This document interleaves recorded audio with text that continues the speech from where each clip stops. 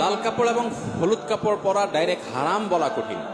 বিভিন্ন হাদিসে একবারে নিরেট লাল, টকটকা লাল, যেটা পিওর লাল, যেখানে কোনো মিশ্রণ নাই, এবং হলুদ, এই দুটির ব্যাপারে বিভিন্ন রিওয়ায়াতে নবী করিম সাল্লাল্লাহু আলাইহি সাল্লাম থেকে নিষেধাজ্ঞা প্রমাণিত। সেটাকে ফুকাহায়ে কেরাম মাকরুহ বলেছেন, অপছন্দনীয়, অনুত্তম, অনুচিত, না পরা উচিত পিওর লাল, পিওর হলুদ পুরুষের জন্য।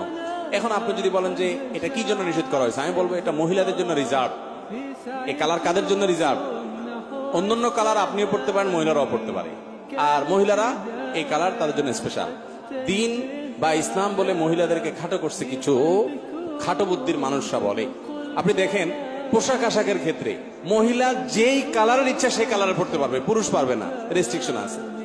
রেশম বলেন, সিল্ক বলেন, মহিলা পড়তে পারবে, পুরুষ পড়তে পারবে না, রেস্ট্রিকশন আছে। স্বর্ণ মহিলা পড়তে পারবে, আর পুরুষে বলা আছে তুমি শুধু চায়া চায়া দেখবা, চাঁদলো তুমি পড়তে পারবা না, তুমি শুধু চায়া চায়া পকেটের টাকা দিয়ে কিনা দিবা, পড়বে উনি দূর থেকে বা কাছে থেকে চায়া চায়া শুধু দেখবা, বাস, খবরদার পড়ার সুযোগ নেই।